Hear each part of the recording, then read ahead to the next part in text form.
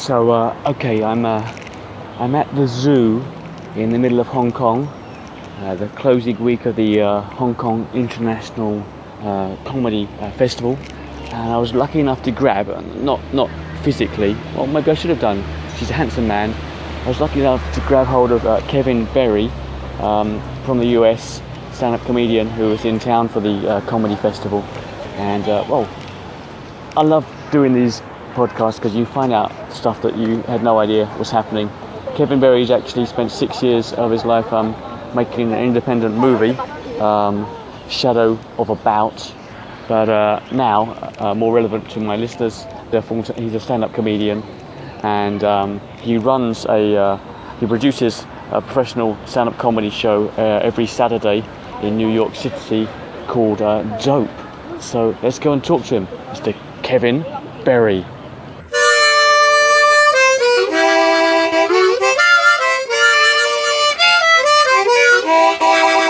Ah, pretty homemade, huh? That was nice. Alright, so this is Meet the Entertainers on the Big Ben show, and today I'm talking to Kevin Berrey. Indeed. Who's nice in town? To be here. Who's in town taking part in the Hong Kong International Comedy Festival. Indeed. Yes. And, well, I was just looking at you on the internet, and you got masses of media stuff and videos. Do you do all that editing yourself? I do some. Yeah, I used to work as a video editor. So, but I don't. It depends on which project you're looking at. A lot of the stuff is just clips of performances and stand up, but some of it is things that I've had a hand in. And what software do you use to edit all? I use Premiere, Adobe Premiere. Yeah, okay. Yeah. All right. So just quickly, you've got comedians indoors getting takeout. Yes. Yeah, that was Inspired by Seinfeld, I guess. It was indeed. Cool. Yeah, he was. They definitely. He definitely beat me to the concept. You've got levels of genius. Yes. Yeah. Is this you on the internet saying you've done movie work, The Naked Truth About Fairies? Is that? Yeah, I was on that was a short film Yeah. that I did. Celebrity Ghost Stories. Yes, You also I appeared as a I guess I was a modern day Louisianan, the descendant of slave owners, probably. And I don't know if you ever heard of a comedian from the UK called Stuart Lee. I think one of his shows was that he was the number 40. He was ranked number 47 out of the top 50 comedians in the UK, and that was the name of his show. And I see that you're number 924 of the top 1,000 comedians of 2015. Yeah. I actually that's news to me. I didn't realize. You're in the top 1,000 comedians of 2015. That's great to know. I mean, I feel like in 2016 I'm going to aim for maybe 920. Yeah, maybe in the 19s. 19. Hey man, if I can get I can get into 913, that would be great. I don't want to be 911. That's all. I just don't want to be 911. All right. If people ask you, like I did just about 10 minutes ago before we started, what do you do? What's your job? What do you tell them? Hitman. Hitman, yeah. That's what It's usually just get out of my business. No, I would say. I mean, I pretty much pursue comedy with all of my energy. Yeah. I do. Good man, I'm bowing down. No one can see. Because I'm too diversified. I like to try and do a bit of everything. Oh no! Please don't prostrate yourself. I mean, I'm below you anyway. Yeah, you're a tall man naturally, but you're on a bed. That way. I'm on a tiny little chair. I designed. You look like the god now. Nobody can see this, but he's way above me. This is called producing. It's just towering. You put the audience below you. No, no. I mean, I work as a I guess my proper job title for my day job is I'm a scriptwriter and video producer for a company that makes video and audio equipment. No wonder you've got so many videos on. I know, man. That's partly why I got the job as well. Is that I had an independent production company. I still have it. Yeah. I've had it. I started it with a partner like 6 years ago. Yeah. So. This is totally irrelevant, but I love hearing about people who are making movies. Oh yeah. I've been making movies since I was about 9 years old. Okay. And I made a stop motion animation on Super 8mm film. Nice. And took it to my primary school. It was of Star Wars figures. So I animated Star Wars figures frame by frame Nice. for about a week and had 4 minutes of some massive battle. Wow, that's actually a lot of progress in a week. I mean, if you knew how long it I used took. to get up at like 6 a.m. every day before school and spend 2 hours animating. Good on you, man. That's, And I've been into it ever since. That's awesome. Maybe we need to switch this podcast up. Oh no, back to you. Sorry about that. Sorry okay. guys, I've got It's such a okay. big ego. Does that come up frequently?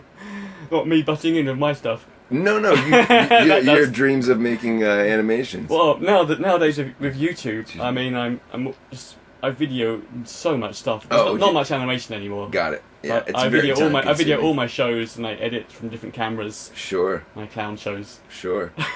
But it's not about me. Okay. Oh no, I understand, okay. but So I you've got a day I'm job, learning. but you're focused on the stand-up comedy. Yeah, I mean, I try. I try to do my day job as well as possible, but comedy is that's the beacon. Yeah, that's yeah, what yeah. I'm aiming for. Okay. Let's just go right back to the start then. Where are you from? Let's go from chronological Okay. order. In chronological order. Yeah, let's go in chronological order. I was born in Chicago, in the Midwest. By the way, I know nothing about America. Oh, really? No. Chicago, Illinois, home of the Cubs, Yeah. and I know. I see. I have vague. Chicago had the improv. Second City started there, didn't it? yeah, that would be another thing. I mean, And the Chicago gangsters in the 1920s, very famous. yeah, another thing that they're very proud of. Absolutely, Al Capone. So yeah, so Chicago, Midwest. John Dillinger. I think my grandfather on my father's side claimed to have seen John Dillinger get shot on the streets of Chicago. I've seen a photo of him being shot. Yeah, Covered in blood. I have a feeling that's not 100% true. Yeah. Maybe he saw like the spot, the blood left over from where he was shot. I don't Maybe know. it might be a slightly tall tale. Yeah. So anyway, What that's kind where I'm from. What's your family background? Your parents is anybody into arts, Entertainment. performing, entertainment? Not really. My grandfather was a painter, amateur painter, but primarily a doctor. Yeah. And so he kind of got me into the arts. Like we used to go to the Art Institute of Chicago when I was a little kid, and then I moved to Dayton, Ohio, which is sort of just the butthole of Ohio. Not what that's not their motto, obviously. It's and to be fair, I have some good friends who still live there. There's a good music scene there. Yeah. It's and so I was in like rock and roll bands and stuff in high school. What do you play? Play guitar. I was like a singer, guitarist Cool. guy. Yeah. Yeah, so that's where I grew up. What music were you into? Oh man, I loved like the sort of indie rock and punk music. Yeah. I can do the blues. I mean that too. Funk, Ohio Players. Any. I really loved like Nirvana was. I don't. Nirvana. Yeah. Pearl Jam. Yeah. Sonic Youth. Yeah. Like Okay. that sort of that range of The early 90s. yeah, Pavement. I love that. Yeah. The kind of the whole indie rock thing. So is that what you were into as a teenager? Yeah. Music. Yeah. Yeah. I was big. I love that, and I kind of. Yeah, I ended up going to art school in Providence, Rhode Island. What age is it? About 16, 17? Or? Yeah, 17, I think, 17, 18. Yeah? And Fine arts? yeah, I went to study painting Brilliant. at this place called. Do you know Steve Lee's a painter as well? It's amazing. Didn't know that. Yeah. That's totally relevant. Listen to the previous podcast. Yeah, definitely refer back. Steve Lee's a good guy, from what I can tell. Yeah. No, he is. Okay, good. Yeah, he. Anyway, yeah, he didn't tell me he was a painter, but I'm not surprised because we didn't get into that topic. But yeah, so I went to the Rhode Island School of Design. Oh yeah. And there was a lot like Yeah, that's. So you study fine arts, painting, Hmm. 17, 18 years old, Yeah. and then what? Then what happens? Oh man, that's a good question. Were you like me, where it's like you finish studying, so okay, what am I going to do with the rest of my life? Or um, did you have a plan? it didn't even get. I didn't get that far Oh, because I ended up. I was still studying, and I was like, what am I going to do with the rest of my studies? Because oh, I kind of had a just a bit of a like point of inner conflict where I was like, I don't know if I want to just learn about art. I want to learn about the rest of the world a mm-hmm. bit, Yeah, and it seemed the school I was at was a great school for art, but I felt like it was a bit narrow, and I ended up transferring. I went to Chicago, the School of the Art Institute of Chicago, um, and then which had a much more open kind of program where you could kind of uh-huh. put together different classes, and they weren't as strict. And then I realized that was like really loose, and there was kind of almost no discipline there, of little no structure. Yeah, And then I ended up in upstate New York. Graduated from like a small liberal arts college there, mm. and that's how I got into like theater and film. That's where you got into theatre and film. Yeah, I took some film classes at NYU over the summer. Started making films, Yeah, and they let me like design a major, like basically take all the credits and stuff that I had before, yeah, and cobble them together, and then take the classes that I thought were most compelling, where I could learn the most, yeah. and say, here, let me, if I take these classes, then I have I'll be studying, it was like studying theater and film or something. It was So like a you combination. picked what you wanted, and It they was a took. very American, arrogant thing to do, but yeah, I created a major so I could get out of college taking the classes I wanted, which was, it was a lot. There's a lot of bureaucracy involved in that stuff, but it was. Then I had the experience that you talked about, which is not what the hell Oh. can I do with this, because it means nothing to everybody else. So what did you do when you finished studying then? I worked as a barista. Okay. That Yeah. which is the right job for that. I tried to get into film. That is the correct qualification for a barista. Yeah. Yeah, exactly. Oh, you have a mass media studies? Okay, definitely serve some coffee, buddy. So, yeah. This is the mid-90s by now? Or? No, this is like the 2000s, 2000, early yeah. 2000s.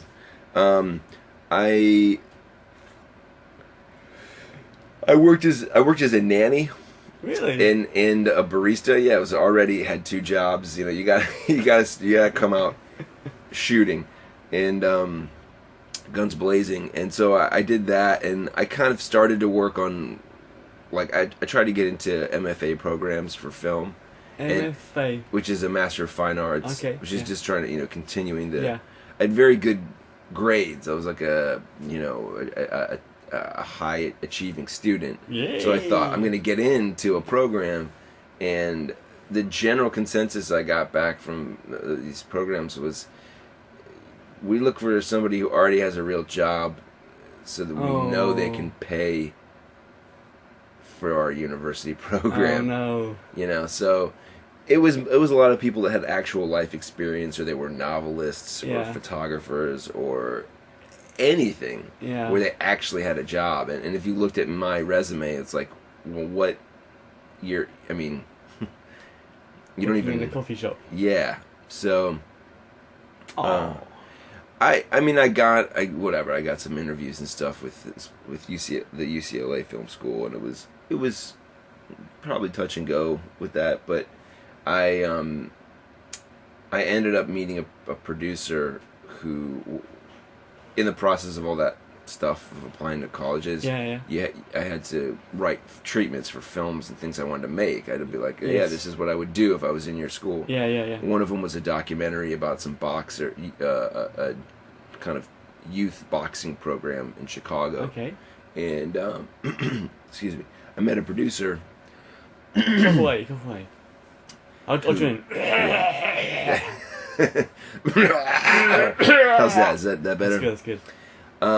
I met a producer from France who said he liked the idea of this film, and Ooh.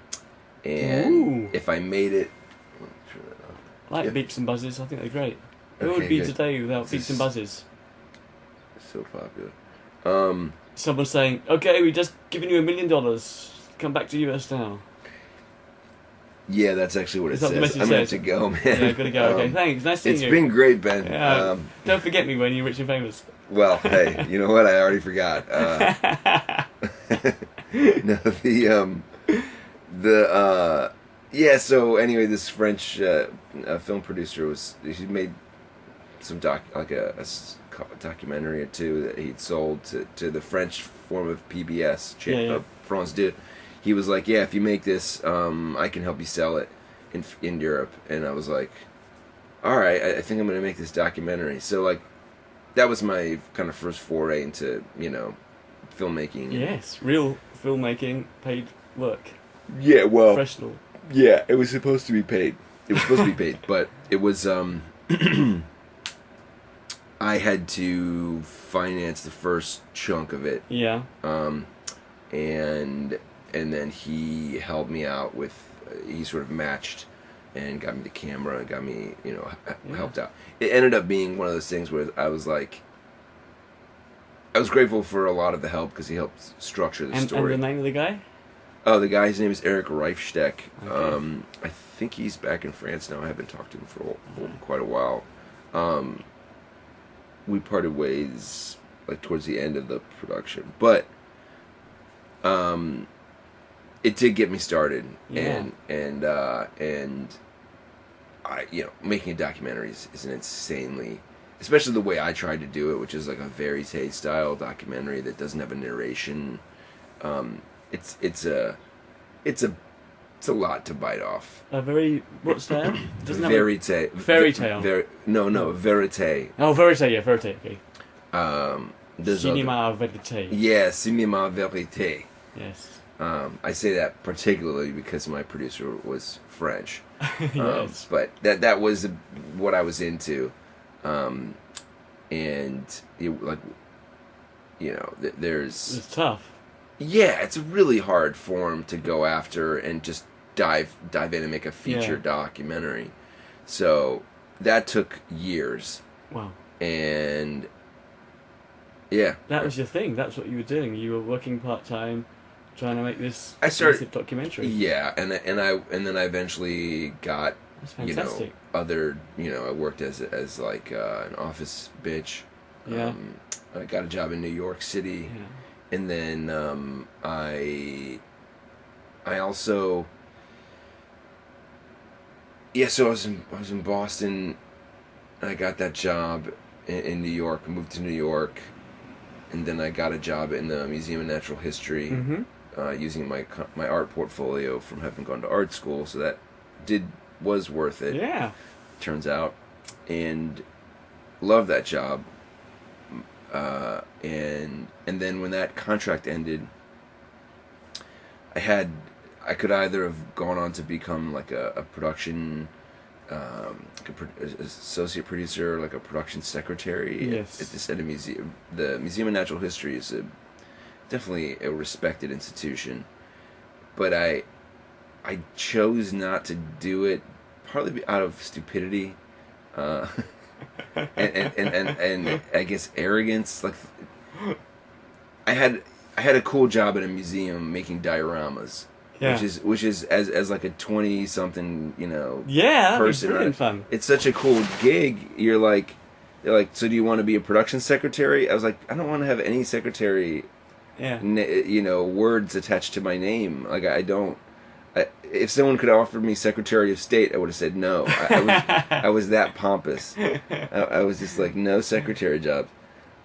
I should have taken it, I wouldn't say should have, but in hindsight, having perspective about the working world, like, it was like a job where I had to show up, I think it was 4 days a week, and it had health insurance. It had so many positive things, and I would have learned so much stuff about filmmaking. But instead, I went off and I raised some money and shot the documentary. Yes. I finished it. I had Finished to it. go out to Chicago, and I had to follow these kids around for another stint, and then once, and as I was making the doc, I started doing, like, on the side, freelancing, like, film work. I've actually worked for not directly for Donald Trump, but I worked on the show The Apprentice. Yeah. You're fired. Yeah. It wasn't. I mean, it was more just like this show. It's like, this show's over. Your contract's over. I almost. I was the bottom.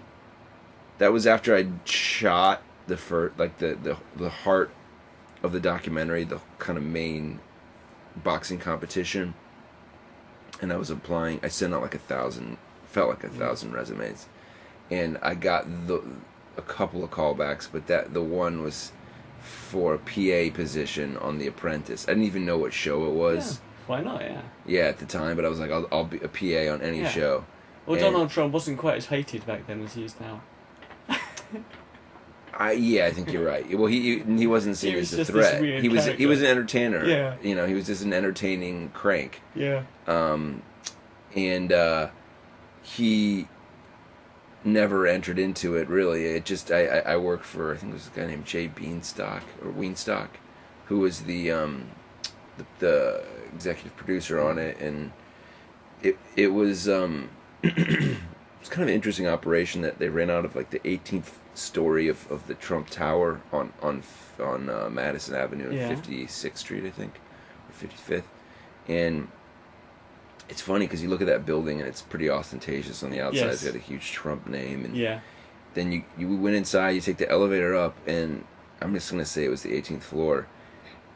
You walk out, and it was just a gutted. It looked like the scene in this movie Boiler Room, where it was like, it was just a gutted floor. It was just concrete pillars. It's just the skeleton of the Trash. building. Yeah, it was just a Trash. skeleton. Yeah, and you would never know.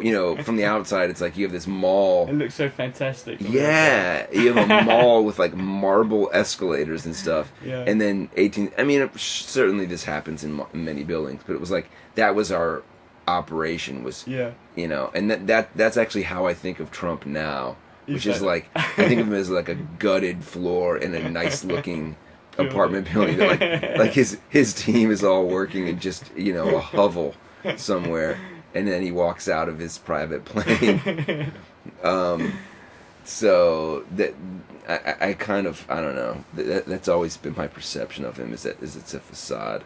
But we actually, I drove a van for the camera crew, for one of the camera crews, and mind you, like, at this time, the reality TV boom was really intense, Massive. Yes. and they were paying very well for skilled camera people, and the production. There were 20 cameras on the show, which is an insane amount of photographers, the cinematographers. God, also a lot of outtakes. Yeah, I mean, I don't know. Yeah, editing is, jeez. The crew that I drove around. I mean, the guy, like, our DP made. He shot this film called. Don't worry, we can Google it later. Yeah, we can Google it later. It was definitely. I think it won. Did it win an Oscar? It was an Oscar contention.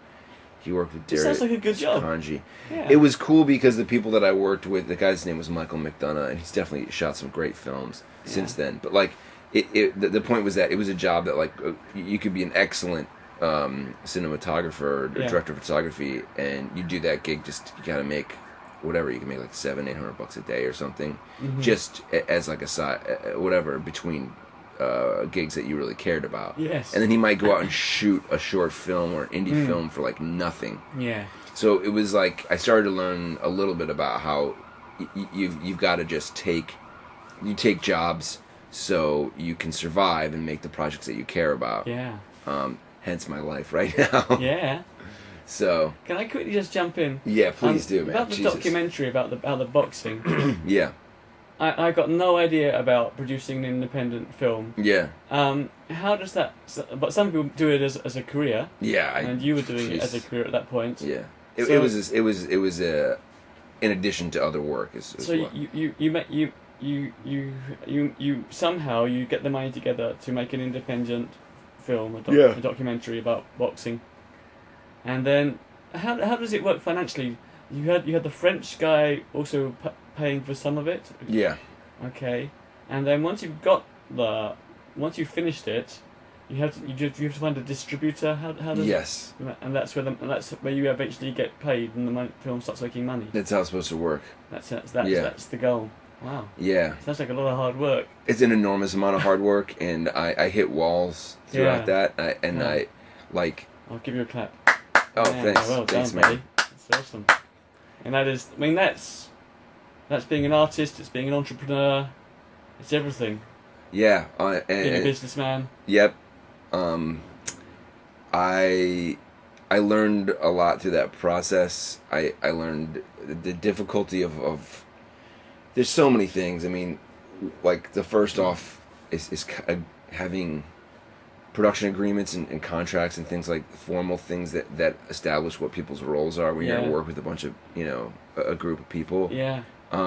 I knew nothing about that, and the same thing that Yeah, leadership skills. You were the boss, weren't you? You were in charge. I was in some ways, but when I started, I actually wanted this other guy to be in charge. Okay. I wanted Eric to kind of like, but when you cede your power in that sort of situation, then weird things can happen, Yeah. and you're like, oh, wait a second, That's maybe not it's how I better work. to have control over this because Yeah. I'm putting I didn't want the you to do it most. that way. If you put the most amount of money into and energy into something, it's like, wait a second.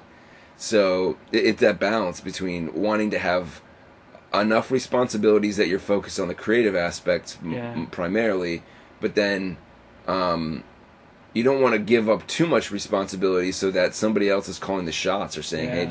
this is over." Like I hit a point with the guy where he was like, "I think this is done. This film is done." And I've got to pull the plug. I've got other projects coming, and I was like, "It's not done. I'm not done editing it." Yeah. And that's when we parted ways. I was like, I'm gonna do more work on this, and I did the work. I submitted it to a this festival or this market, which is called the Independent Feature Project, Yeah, IFP. They were pretty strong back then, and then I think they kind of like stopped happening for a while, and I think it's back. But Hey. yeah, at the time that's how you submitted to the IFP, and then you basically go on. It's a bunch of speed dates with different from distributors, everyone from like places that you've never heard of that do overseas distribution Yeah. to like A&E, HBO, Yeah. all Showtime, all the different like kind of known channels that pick up documentaries. So I met a ton of people there and pitched it to Wow. PBS. And we got there was at that time there was a company. Gosh, all this stuff is like, what was it called? Screen. You Not can just Screen tell me Gems. after the interview, and I'll put it Yeah, in the sure. notes. The names, if there's anything on It it. doesn't matter. But the point is that there were companies that were forming to distribute docs, and they offered to buy it. It was basically like an early form of Netflix. Yeah. And because Netflix didn't exist at the time, I was like, I don't think this is legit. Like I didn't think it was actually Internet. Yeah, I was like, I don't want to distribute my movie, and they offered good money for it and stuff, and I was like, You never know, do you, at that point? at that time I was like, you know what, I'm gonna hold off because I'm going for some festivals and things, and I don't want to just sign a deal. Yeah. And I actually won a festival in Brooklyn. Woo! Hey. And then I turned it down. They said we would like screen your film. Yeah. You won it was the big mini DV festival, and I said no, I haven't heard back yet from like the New York film, not the New York film, Tribeca. Yes. And I hadn't heard back from what was the other big one? Sundance. And of course I didn't get into those, and so then I won nothing. You never know. I mean, Yeah, that's why you never know what's going to happen. You never know. Choice is a half chance, right? But there's like a level of hubris through my entire film career that's just, it's almost comical in how idiotic it is. Oh god. But I would say, and I'm obviously a professional talker at this point, but I would say that the documentary it taught me a lot about like what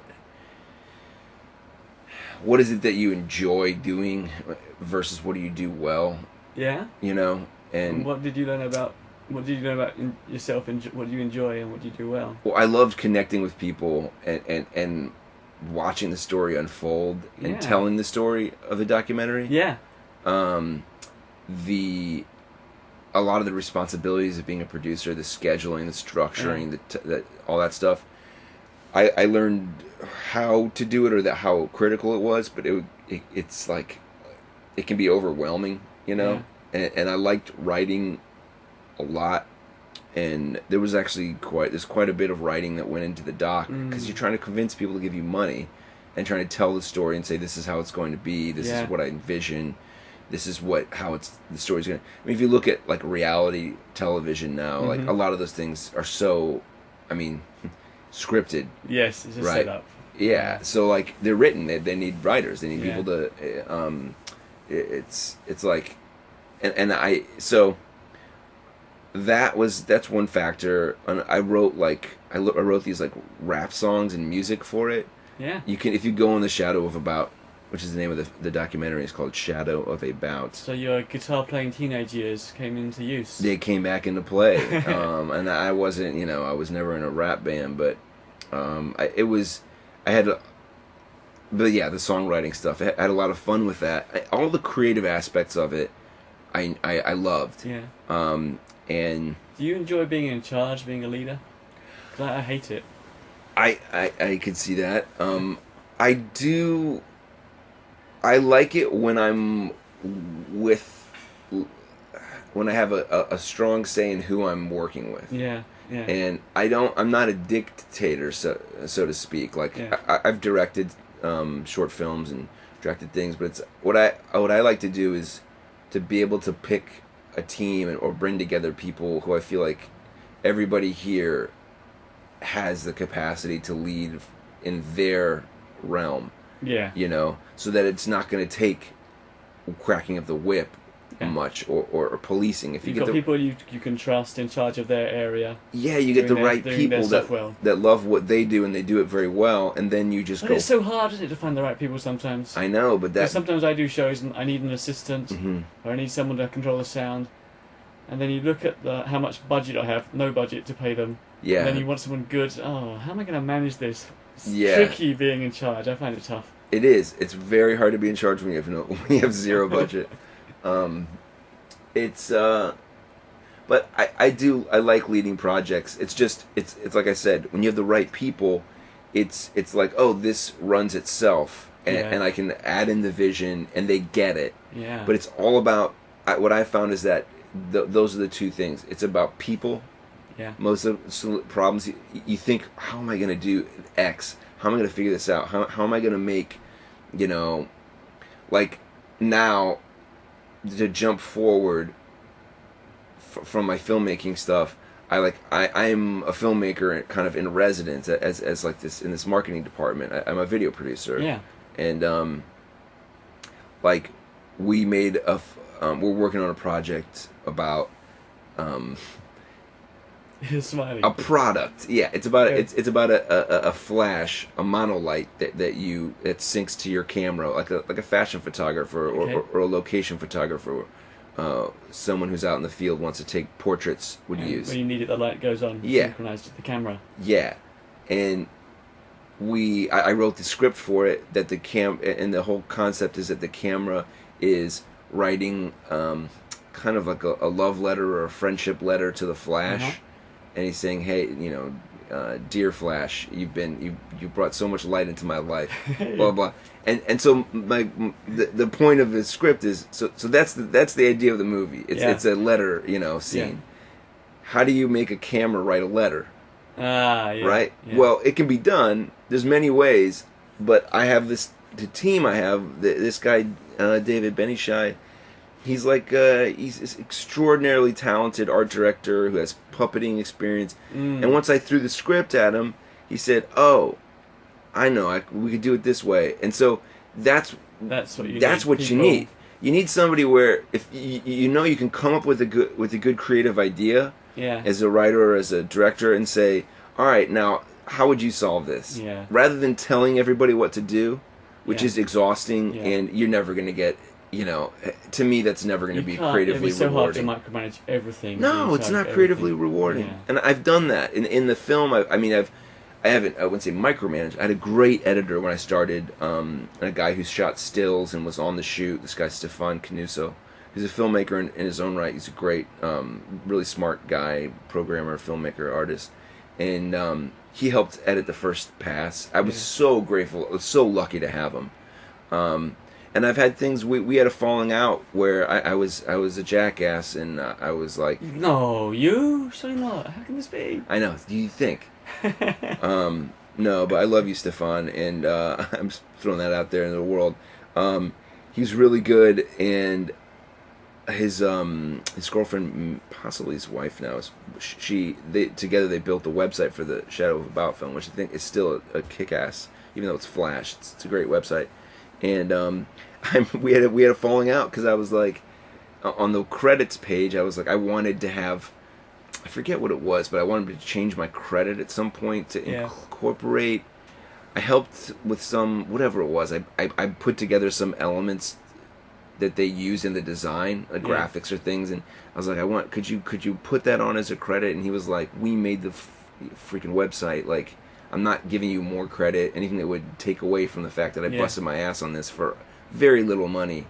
And at the time, I was like struggling, looking for a job. I was, after making the film, I was like, I need something. I need to get like into some, any kind of a gig, or I'm screwed. Sure. My girlfriend broke up with me.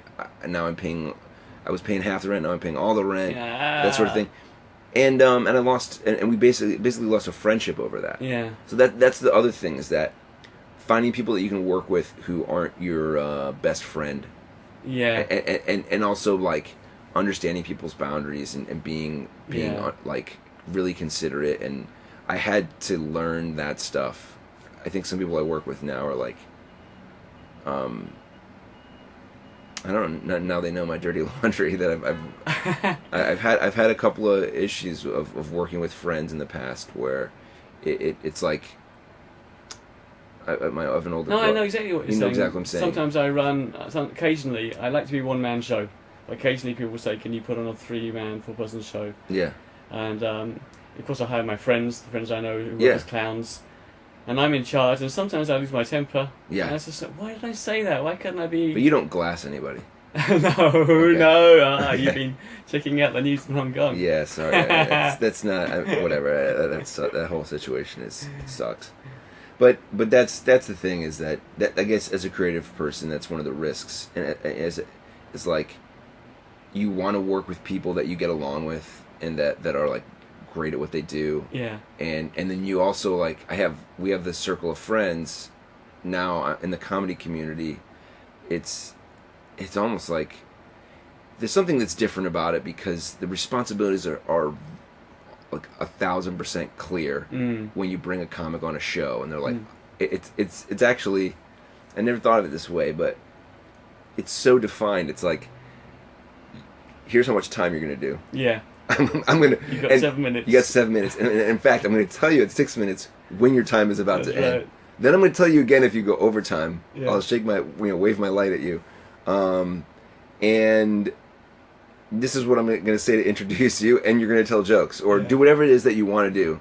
Very clearly defined. It's so clear and structured, and it's like, look, as long as you don't like attack anybody or severely alienate the audience, or and as long as you show up, and you do your damnedest, like we'll probably have you on again. That's fine, yeah. You know, and it's like, and we'll work together, and it's actually an interesting model for how, like, for very clear responsibilities. Yeah. And sometimes when I see comedians going out making videos and doing stuff, sometimes they they haven't learned the lessons I have, and they're kind of just in the muck. Yeah. And they're like, oh yeah, I got screwed over. I hired this woman to shoot my thing, but you know, but she decided while we were filming this, you know, documentary or this whatever, this web series, she's like, no, this is not the vision that it should have.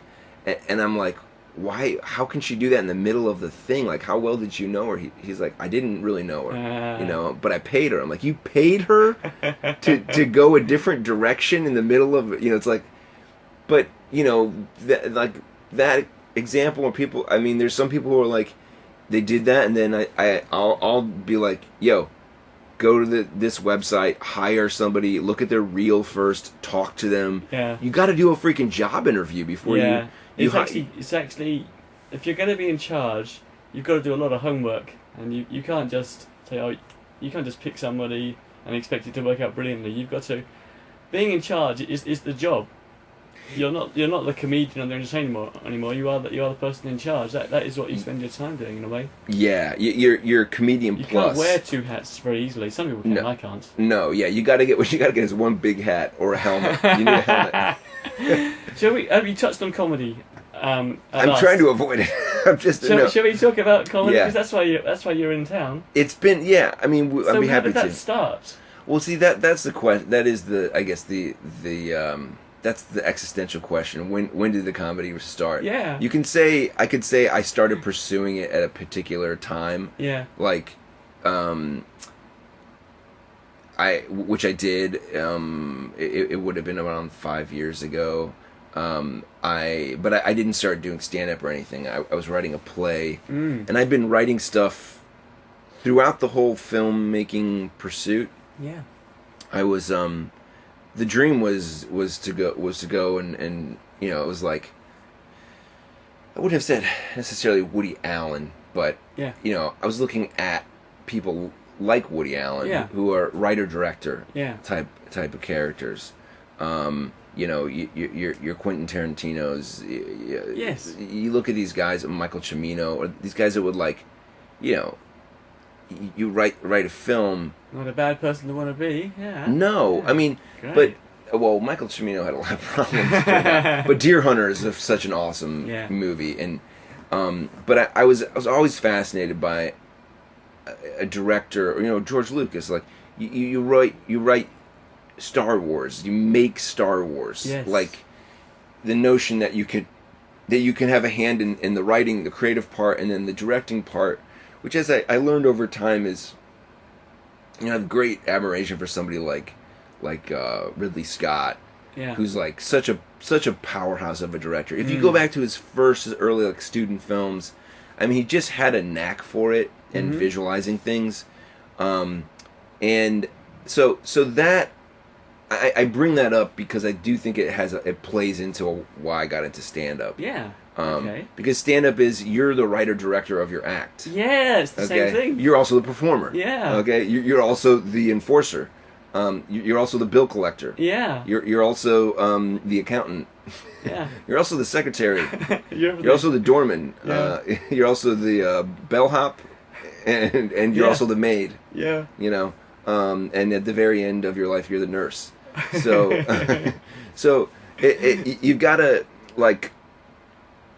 In that sense, it became inevitable that I would end up doing stand up, and in the other sense, which is the comedy part. Okay. I'm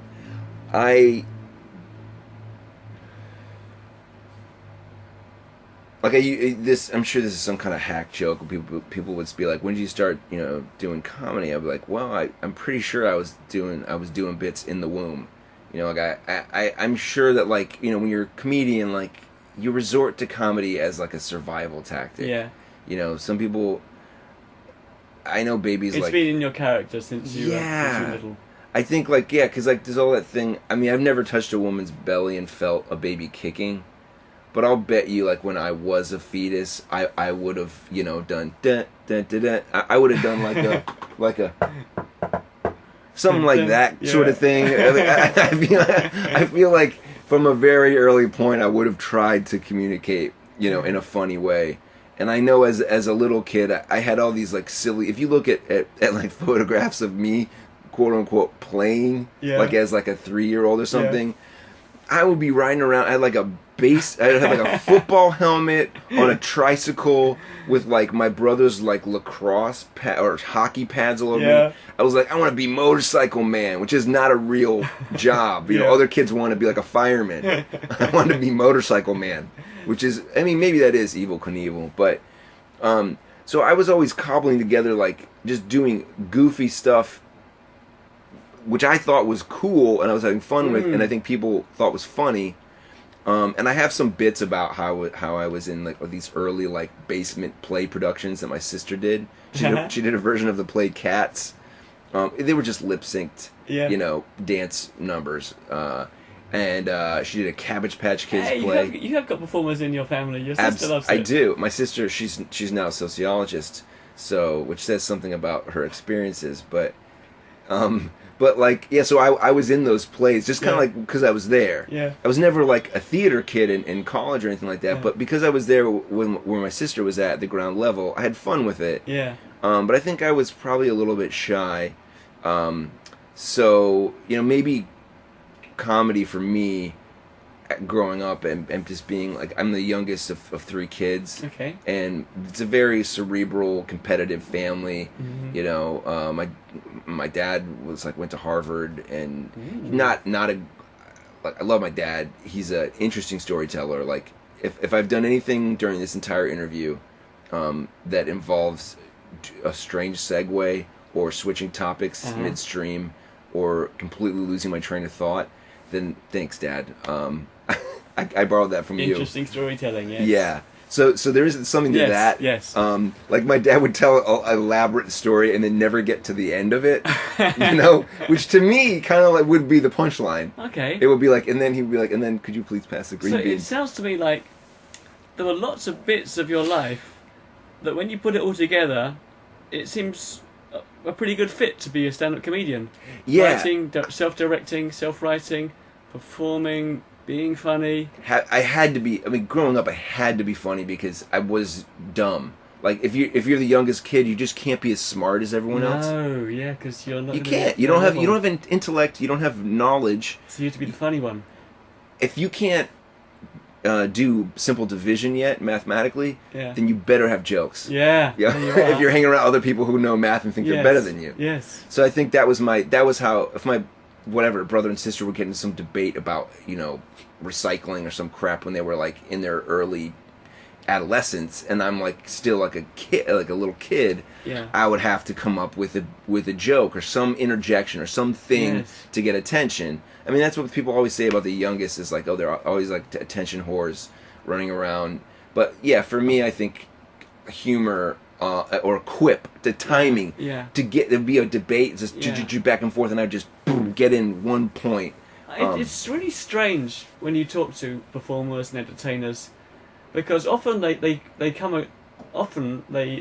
fall into this career almost by accident, because it's hard to plan to become an entertainer because you don't really know how it's done. Yeah. But then when you look at their lives, there's always something in their early childhood that says, yes, that's what you're going to be. Yeah. And I can remember when I was really about 4 or 5 years old, being my brother used to just, when we visited my grandparents, we'd be in the garden, and they'd be in the living room looking out through the big window, and we'd be in the garden, and we'd just do sort of Charlie Chaplin-style skits. Sure. Falling over ladders and things. Sure. And 30 years later, 40 years later now, that's what I do for a living. So, yeah, and you get paid good money for it. Charlie Chaplin clown, yeah, that's what I do. I mean, it is weird. It's there. How it's from there. an early age. and it's like no one else really sees. It's not like I didn't see it. No one sees it. You didn't see it. I didn't see it either. I had no clue. And to be fair, like for me the question more here's what the real question would be. Why didn't you do comedy sooner? Yeah. Why did you spend 6 years making a documentary that you barely got off the ground?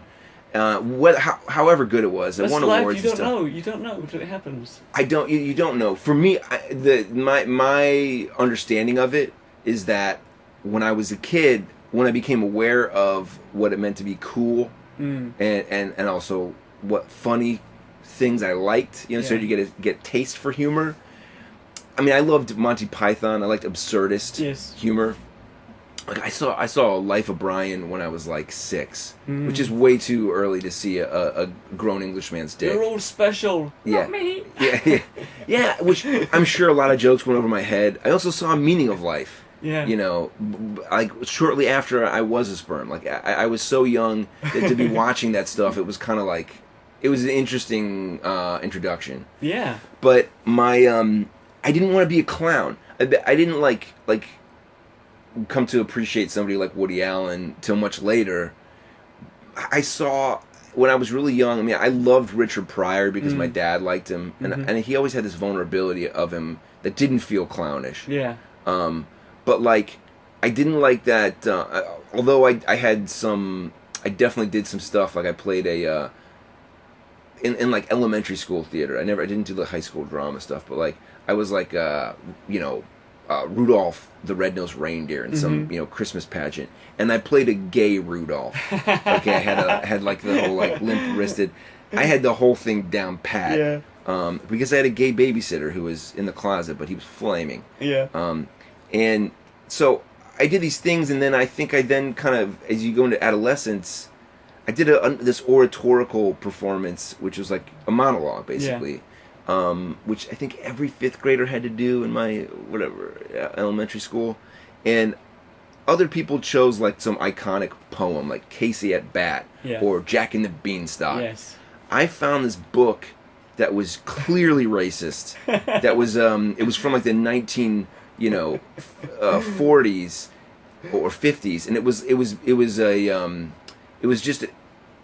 it was a monologue that was meant to be delivered to Japanese tourists on a tour bus in New York City, and it literally had like the English like the sort of just shitty Japanese accent, and like making fun of and it was, the tour guide was speaking like a Japanese Japanese English accent. Yes. American culture, no like egghead or whatever. It was just like it was just horribly racist in many ways. And I did that, and I had to adapt it. I had to cut it and like turn it into a monologue, and I crushed. Of course, you're gonna be a stand-up comedian. I crushed because there was no Asians in the audience, and it was just a white, mostly white, racist Ohio audience, and I just destroyed, because everyone else came out and they did like Jack and the Beanstalk, and I did this, welcome to Apple Bus Tour, and I just treated the audience as if they were New York, Japanese tourists visiting New York. They loved it, and that was probably one of those early things. I won 2nd place. Yay. And which is absurd that I placed that high, basically, doing like whatever and now I'm in Hong Kong, but like the equivalent of like putting on blackface. Yeah. It was just whatever. That was at that time, racism has like a slightly longer shelf life. Yeah, racism is an interesting point. It's because stand-up comedy in Asia is probably more racist, has probably more racial stereotypes than stand-up comedy in the US. You need them. It depends on the environment. Yeah. And it's an interesting thing. I mean, I would say that where the US, I would say that people reach different levels of sophistication with what they'll put up with in terms of stereotypes. And maybe this, I would guess that not just guess, from what I can observe, the scene here is that like if the comedy scene were like a human being's maturity, it's like in its adolescence. Exactly, yes. And when you're an adolescent, because stand-up comedy in America 20, 30 years ago was more racist than it is now. Exactly. And now it's kind of an older middle-aged guy who like understands, okay, I can't make racist jokes. And the same is true for the whole culture. I was in Singapore in the 1990s after coming from the UK, and it was way more racist Sure. Singapore in the 1990s than the UK was in the 1990s. But it's sort of like you're right. You say it's like a child. It's going through childhood, going to adolescence, and then becomes an adult. So there's a time and place. And then, of course, adults can be racist too. I mean, they'll revert. Then it goes back again. Once we're senile, once it's senile, it'll revert to this the crankiest, But so I didn't want to be I think I had those experiences. Yeah. What is your style? Well, I associated being a clown with like. I guess that was like cheap laughs, and I'm not knocking you because no. I've worked as a clown, and I work with there's a guy in New York, Mike Kramer, who is like a 20-year veteran. No, I know exactly what you're talking about because when I was growing up when I started in the 1990s, clowns were pretty cool for a little while. Sure. Because there was Cirque du Soleil had just begun. Yeah. There was a big circus called Chaos, which was a kind of French, kind of Mad Max diesel engine circus. Sure. So clowns were kind of exciting for a 19-year-old. And at that point in my career, magicians were boring and old-fashioned. Right. So I know what you mean, that they go through phases. They where go certain through things phases. are in fashion. People love to shit on clowns and make fun of clowns. Right now, it's really weird. It's really There's something happening right now. Guys dress up as clowns and freak people out. Yeah, there's That's creepy right clowns. Now. It's happening right now. And there's a lot of people who will just be like, "Oh, I've never liked clowns." It's like, oh, shut up, dude. Like, you've been to a circus. Like, clowns. And there's a movie called Shakes the Clown. Mm-hmm. Where they crap on where they there's loads of stuff. Berate mimes, and it's actually very funny, like clowns beating up pantomimes. There's a program you should check out in the UK called Psychoville, where there's one guy who's a party entertainer. Yeah. And he has only one hand. He has claws. And his act is called The Man with 1,000 Hands, and he's just horrible. He terrifies the kids. Right.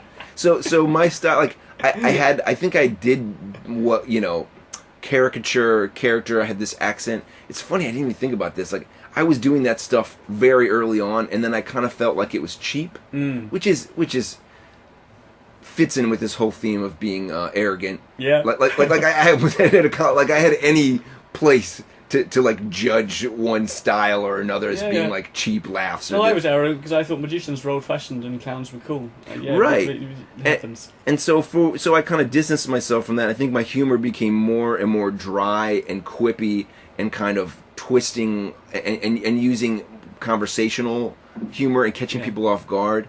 And so I think that kind of I do a storytelling, quips and twisting things that seem like they're coming at you from a normal tone. Yeah. But I'm becoming more performative in my stand-up and more active and more physical.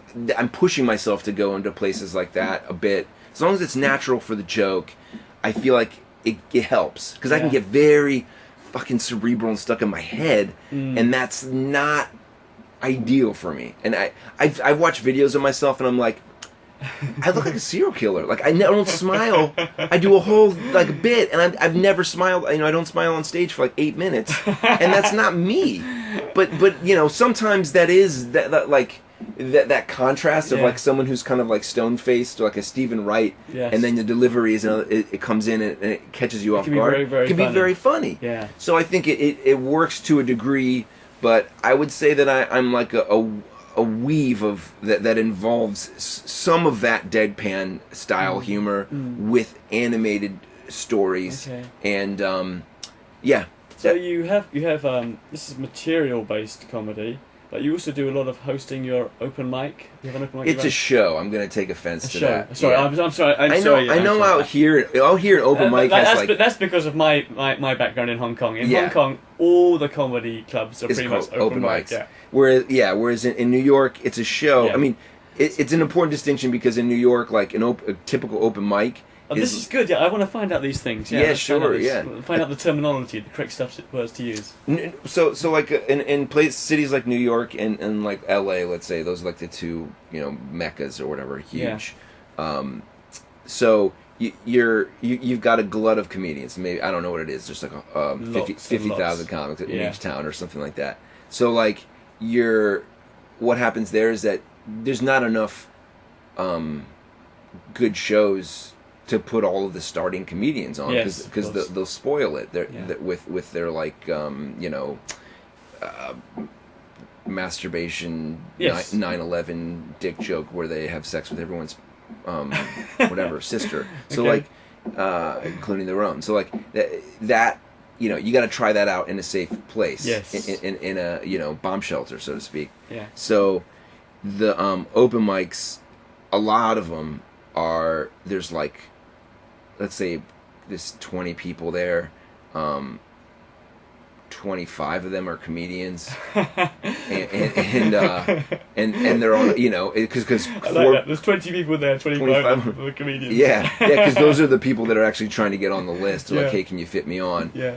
There's not a single person there who's not a comic. Yeah. Everybody who's That's sitting, what an open mic is in That's- America. yeah, in America. So Yeah. so here, like I did a mic at the Brew House, and I'd say there was like 20 more audience members than there were comedians. Yeah. You know, there was maybe 10 Yeah. comedians. There was like 30 people there. That in New York is a show. A show. Okay, you get I got a free drink. That's a show in New York. That's Yeah. like a bar show in New York. Okay.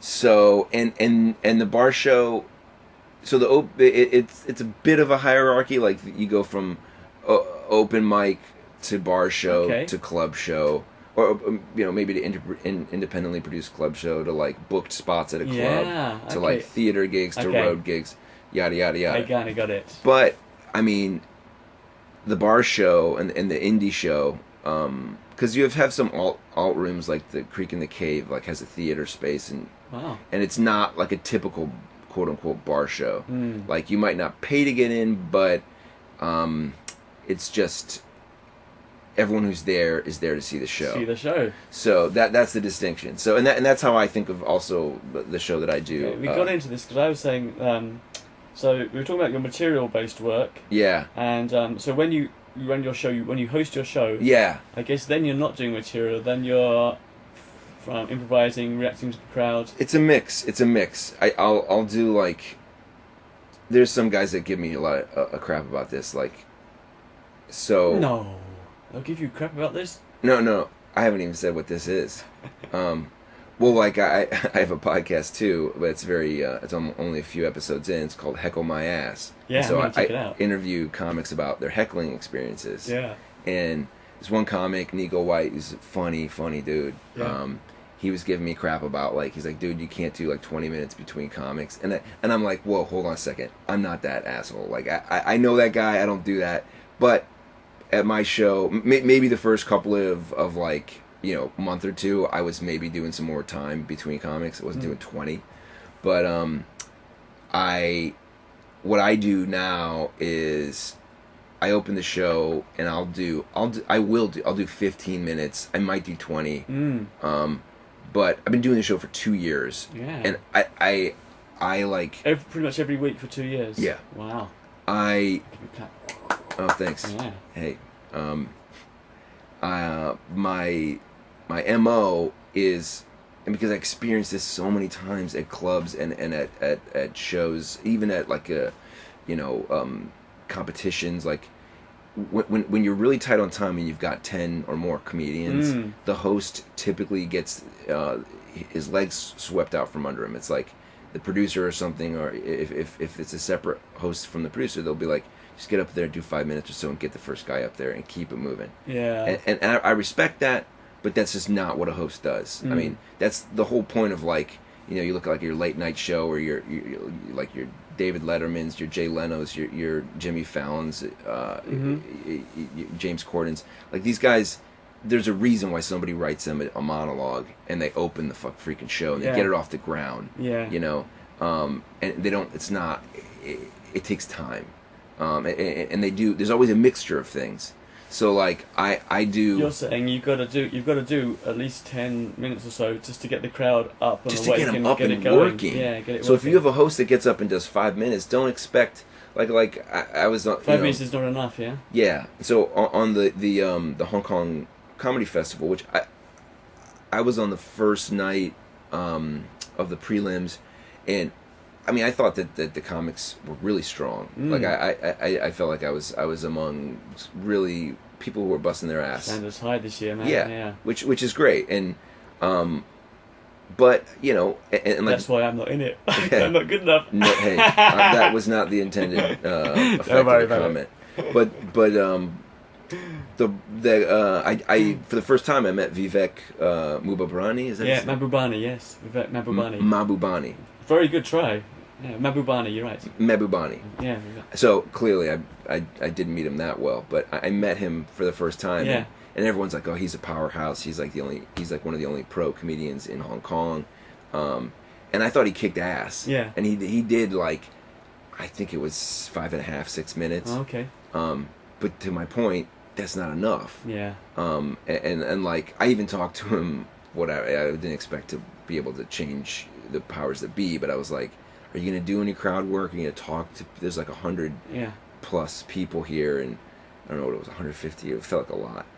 And I was like, he's like, "Yeah, I'll see what I can do." Like, I don't have much time. I can do 6 at the most. Yeah. And he did a little bit of like, who's from Hong Kong, who's from States. Yeah. But that's kind of like if you're on a first date with somebody, that's question 1 out of 70. Yes. You know, that you want to get through in the first 5 minutes. Yeah. Like, so you know, and it's not even just that. It's like, yeah. So connecting and tying the audience together. Now I think they were fairly well tied together, but I ended up, because of that, and because of watching the first comic, who was so good, Andy Curtin, and I saw like his stuff is tight. Yeah. He crushes. He's really good. Yeah, I know Andy Curtin. But the opening, and Vivek is an excellent joke writer, and he's an excellent performer, and he is in fact a very good host. But we needed more time from him to break the crowd down, and maybe the economics or the sort of logistics of the number of performers and the time that we have for the show. A long night, you just couldn't do it. It's a long night. He'd have to have less comics per night, which then He's talking about the comedy competition in Hong Kong, and it's a long night because you've got about 10 comedians each doing 7 minutes. Yep. Yeah. Plus the pause for the judging, and then finally they announce it's a very long night. Yeah, it's a long night, and like, to me, here's how I would have done it, and maybe this wouldn't have worked because they need that time for the judging. Yeah. I would have flipped it. I would have done 10 minutes for the host in the very beginning, and just like break it down, not rush. Yeah. You know what I'm saying? Like, you need that to me is like, there's some shows where you got to get the host up, do the time, and keep it moving, because as a producer, you booked 13 freaking comics or 10 or whatever it is, and maybe Jim Gaffigan's gonna drop in New York City, or some guy's gonna come, and you gotta give him 20 minutes. Yeah. So like, I get it. That's a nature of producing in a showcase environment. But I book, to your question, hosting. Do I do material? Do I ad lib? I do a mix, and I'm like working on it. I love hosting.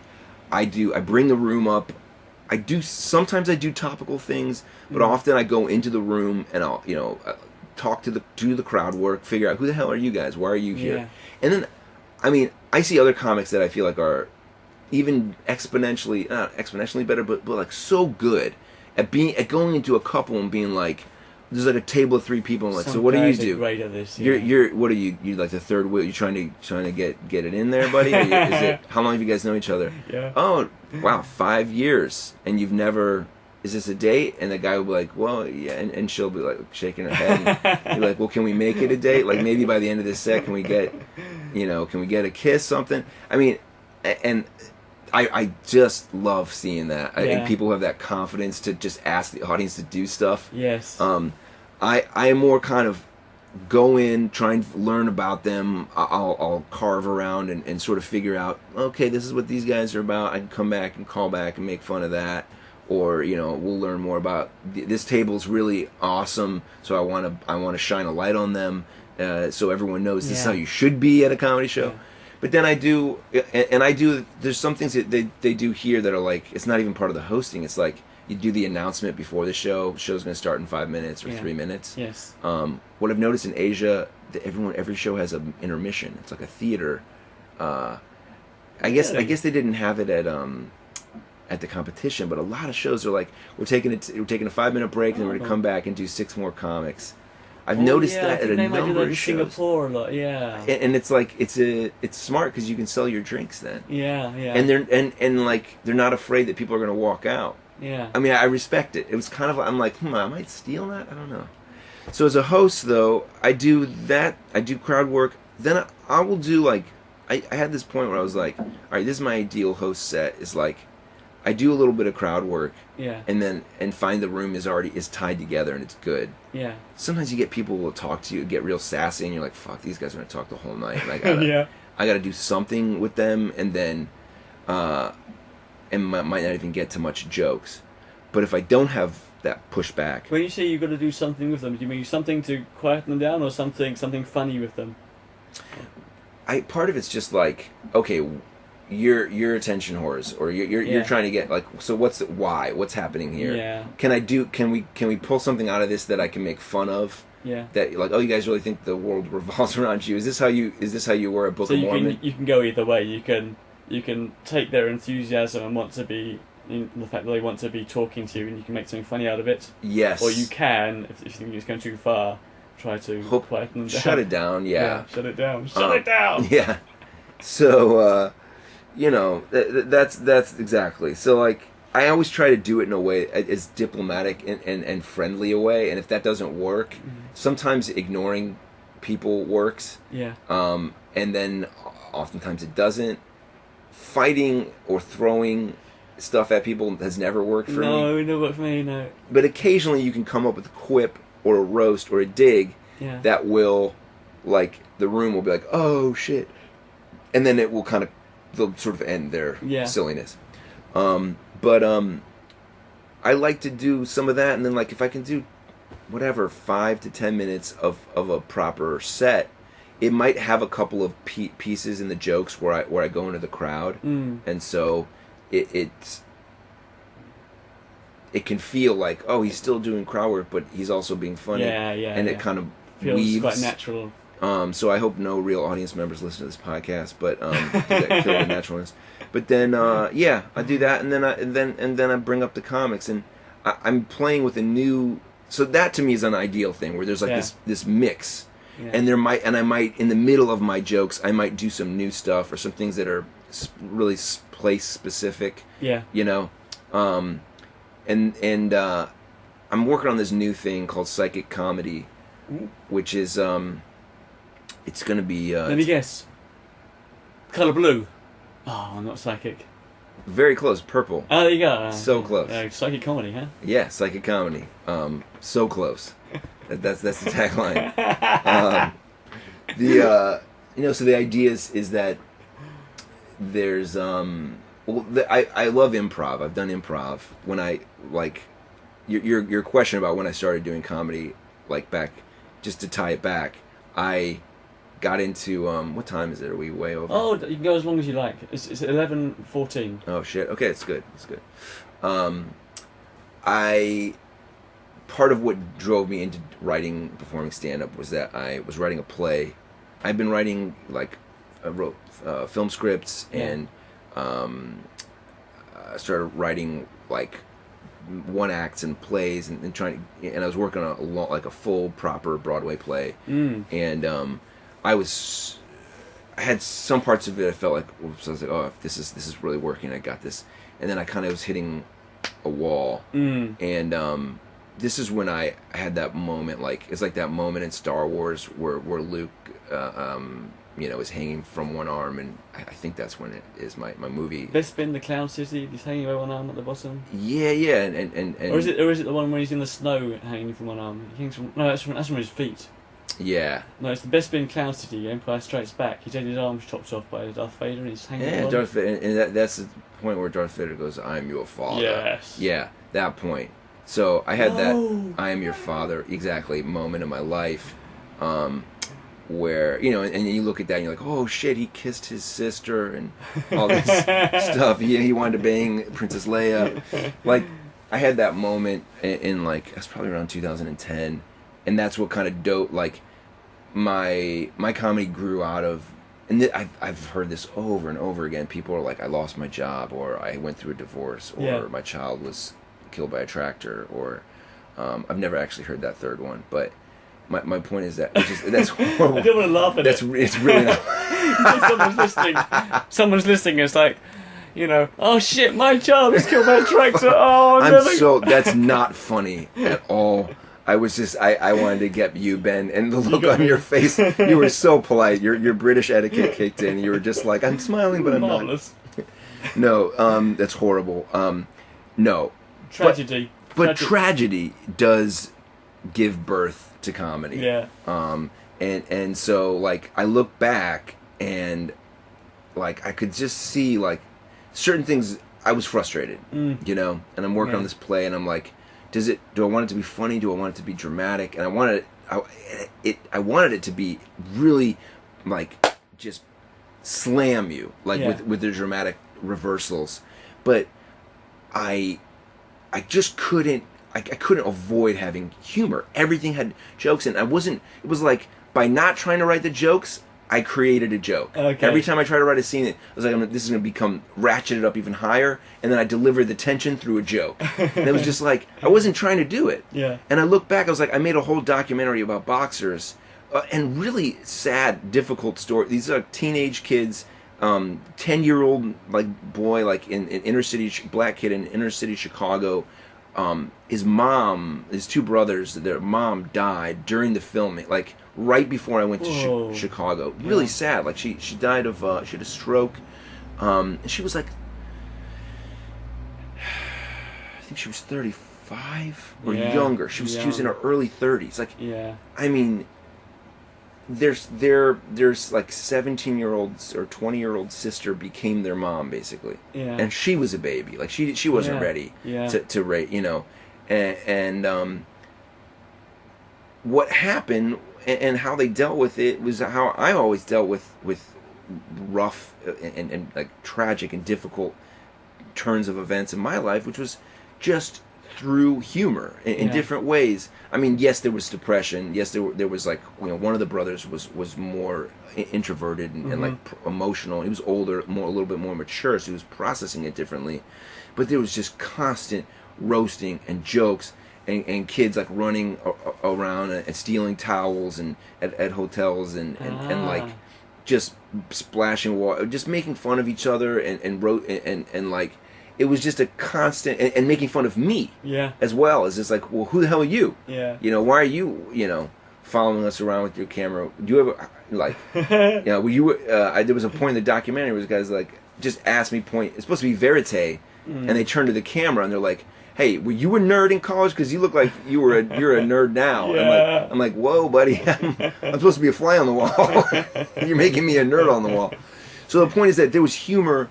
There was all this humor in that, and the coach was Berrey Levy, funny dude, not always intentionally, but so there was humor throughout all this writing and stuff I'd done throughout many of my relationships, and I was like, maybe I should just embrace that, you know, because it's there, and that part is how I took an acting class because I said it would help with the writing. I took an improv class also to help with the writing of the play. I took a stand-up class because I couldn't get into an improv class. And that whole thing got me into this realm, you know, of doing stand-up. Clicked real fast. Improv, I saw stuff that I really liked, where they would use the audience or go into the audience and be like, ask them, you know, tell us a secret or tell us why do you have the most horrible family and so that's an inspiration for the there was a show called Death by Ruru where they ask somebody who has the most fucked up family, and then they interview him on stage. And I love that, and then they do an improv based on that person's family, and I just love that improv. I love the initiation. I love learning about somebody's having to prove their family is fucked up, like. Really, like, we're not just talking about your parents got divorced, like, someone went to jail, or there's, like, been incest, or there's, I mean, I don't know about that, but, like, it's just gotta be bad. And so I do this, so I'm experimenting with this thing where I bring up somebody who's had a really, like, tumultuous or screwed up relationship. Is this the psychic comedy, and I say, I'm gonna read your palm, and then we'll do an improv based on your destiny. And it's I'm figuring it out. I'm just workshop because I can read a palm in an amateur way, but well enough that it's impressive to one person. I'm trying to figure out how to make sure that while I'm doing the palm reading, the rest of the audience doesn't look at their phones. You know, So mixing it. So that's what this new show is about, and it's I'm gonna have that's part of like the opening. If I may have like a comedy magic act come on, a mentalist, some other sort of kind of comedy magic slash psychic realm act, and then a series of stand-ups with everybody being encouraged to riff on the supernatural, psychic, and play with the audience. Anything that we learn from the So you're bringing a member of the audience onto stage. Yeah. Ah. And then I have an improviser. As a clown with props and things, I often bring audience members onto stage, much more than I do as a stand-up comedian. Sure. And do you find? I find that acts will go well if I pick the right volunteer. Yes. You gotta spot who's really up for it. And I have not fully sorted out what the a perfect system for doing that. But the thing that I took from Death by Ruru and from the improv is that like they qualify people being like, because when they ask the audience who has the most messed up family, you're gonna have oftentimes there's like 2 or 3 hands pop up out of a couple hundred people. So then it's like, okay, which of you guys like? So what's a brief breakdown, and then talk to the other one and be like, you sound way worse. Like you go towards whatever's the worst, without sounding like it's bullshit. Yeah. What you don't want from an audience member is another act. Yeah. You want because the truth, that there's the old adage that a joke starts in the truth, ends in a lie, is okay. Like that's why we're here. We're here to take the grain of truth as comedians, and if you can bring it on as an audience member and reveal something, we take that and then we're going to spin it or work it into an improv or into or you might work it. I mean, you just need somebody who's physically present and going to like play along. Yes, and exactly. if they're going to they're going to come up and like not play or try to be goofy or like drop things and try, then it's like it's not even that it's going to upstage you. It's just it's not funny. There's lots of things I do. I mean, I actually will sit somewhere where I can see the audience half an hour before I go on, and I'll just be looking around and checking out which table's the one where the best person is. Because you're not doing like I'm not hosting an evaluation of people. You literally just have to pick. Yeah, because I will pick someone to come and help me climb onto my giant unicycle, and it's best if I've decided way in advance who's the best person in the whole room. So I'll be secretly watching the audience. Yeah. Seeing which table is really cheering and going wild. Sure. Yeah. You don't want to pick like the 300-pound guy. And there's various things I can do. I mean, I can pick. Sometimes if you pick a woman, that can be good, because you can just use. It's kind of sexist, but you can use your status as a guy. I haven't thought this through, but often I'll pick a woman. I find they're more malleable and they'll play along more. So if I pick a guy, he might not want to look. Some guys don't want to look stupid in front of their friends, and they'll be macho, and that'll ruin the act. Yeah. But if I can pick a guy who's not going to be macho, who's willing to be laughed at and willing to have his friends kind of join in the fun and laughing him being silly. But my point is, for me, always send them off a hero at the end. Yeah. I'm still working on that. Yeah, but it's tricky, man. I pick the wrong volunteer. Sometimes I cut the act and I do another act, so you can just you get into it and you think, this guy's totally wrong. I've messed it. It's my fault. It's not his fault. I picked the wrong volunteer. So I'll just wind it up quite quick. No one else knows that there was way more to happen. Sure. And then I go on to the next bit. I'm gonna. So I've only workshopped this twice, but the first time it was great. The second time it was good, but it's all for me. It's also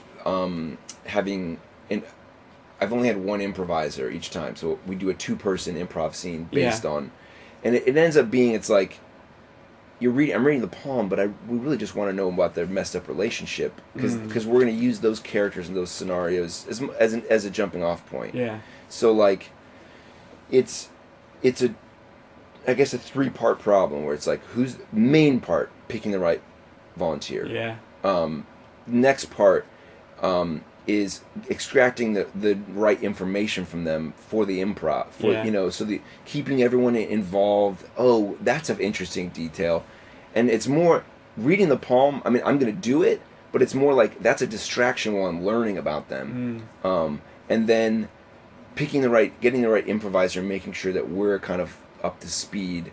My experience with improv, I'm doing way more stand-up, so it's better if I have somebody who's like really hustling and doing more improv, so they can kind of balance me out a little bit. Right. And if I get, last time I worked with a guy who's a brilliant screenwriter, this guy Matthew Ballin, and I had fun with it, but we were both like just in our heads a little bit, and so it was a little harder. So you know, it's a volunteer getting the information, and then who I'm gonna improv with about that. So it's a little bit complex. Maybe I can figure out a way to do a freaking scene with I think it's such a great dynamic to have a member of the audience on stage once in a while. It's like it's fun. People are going to watch. Yeah. Oh, it changes everything. Yeah. And is that what you're working on at the moment? That's work in progress. I have a venue and stuff set up to run a weekly show, a psychic comedy show. Brilliant. We have you can follow us on Talking about following you, Instagram. this is my next one. Oh yeah. So a shout out for all your various websites and ways to contact you, and I'll put these in the notes for the episode as well. I'll write it down. Okay. But if people want to catch up with you, websites, Twitters, Facebooks, what are they all? Okay, so 1 second here. So I want to give the psychic comedy thing, which is just getting started. Yes, do that. Go, shout it out, man. It is cool for anybody who's coming to, if you come in to New York City, at Psychic Comedy. There you go. That's the word psychic, PSYCHICCOMEDY.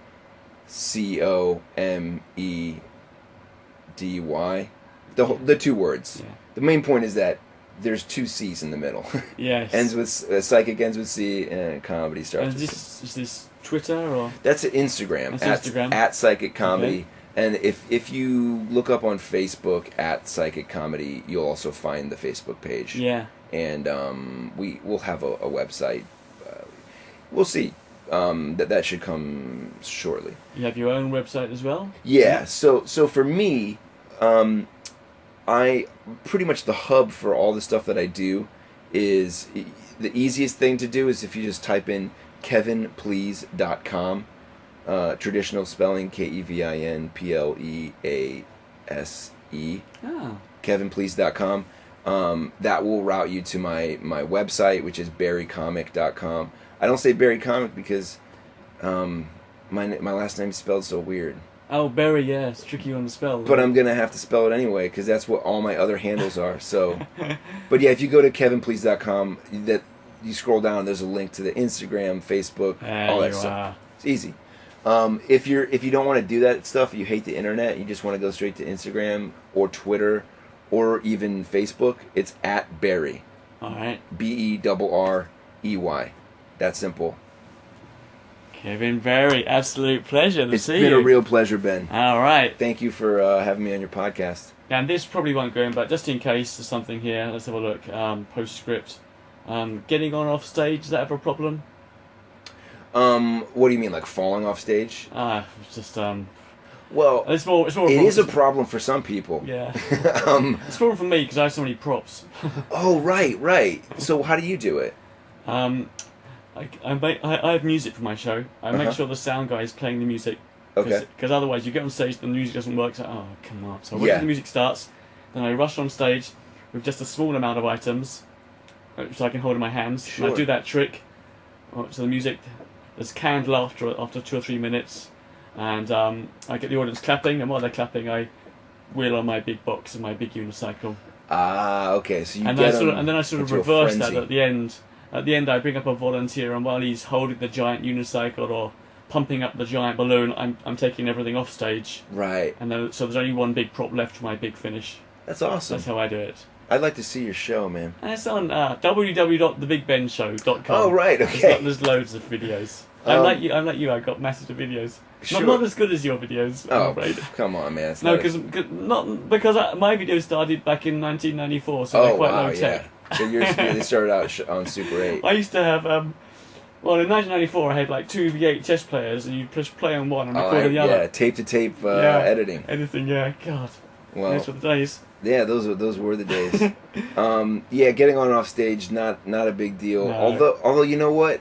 Nowadays, like, I've been filming myself when I've been in Asia, so I'll set up a camera on the audience. Yeah. And so that's one thing, because the camera can run for like half an hour. Yeah. And so it's got to be timed. You've got to sneak in and set it up. And usually I hit record on the guy before me. Yes. But then if someone's like, the host is like, and now the next comic is a very funny woman, I'm like, oh shit. I've got 3 comics, or 2 comics before me, so I have to go up and press stop. Yeah. So I have that issue. I have that issue, yeah. I'm sure. So then I think there's a way to turn my phone into a remote, or there's a way to remotely start and stop. That would be much more sensible, yes. That's a way. And then at my own show, I don't have a DJ. I should. I mean, it'd be smart. But I have an app called Podlink where I have an old phone that's hooked up to their stereo. Yeah. And I can control it, kind of like we're just like use my phone as a remote and start and stop. Yeah. But I love also this. A lot of entertainers touch upon this sort of stuff because a lot of entertainers do use background music. But anytime you're doing your own cues and stuff, it's so easy for things to go wrong. And what I hate to have is to walk up on stage and it be like, ladies and gentlemen, and then to look down at my phone as if like right on the first line, I'm like, well, ladies and gentlemen, let me just send this text. It's like, so, and I'll also like, out of just habit, I always record on my phone. Yeah. And so I've found that like the queuing up app and the recording app can't go at the same time. So then it's just a free, I'll cue the music, fade the music down. Then if I'm start the recording, I have a separate recorder that I'll start before I even go up. That's just kind of my net. So that's, if there's any crap like that, it's that. People don't realize there's so much technical stuff. There's so much technical stuff. There doesn't, like, if the music, for a year, I didn't have music at all. I would just get up, I would ask the bartender, fade the music down, please. Yeah. That's why I got my own stuff, because I had more control. Yeah. But like, that's like, a great show has a sound person, a light person, or a DJ, someone who can run the boards and just like, I love shows that have a DJ and they can cue music, play people off the stage. Yeah. Just like, it just keeps it going. So maybe in 2017 I'll get that going. Yeah, there's lots of ways to do it. There's programs called sound cues on your phone. Yeah. And you can use the phone as a remote control. But it's tricky. It's quite technical sometimes, all the bits and pieces. For me, I think the beauty of using your phone is that it means that you travel lighter. Yes. Your phone, I record all my audio for sets on my phone, if it's just like a small show. Yeah. But then the beauty of having your own camera and like an external recorder is that you're never going to look at your phone. Yeah. When you're on stage, you're not going to be disconnected from the audience. Yeah. You're not going to have to go on it and be like, is this recording, or how much time, Yes. or oh shoot, I got an alarm. I'm supposed to do squats now.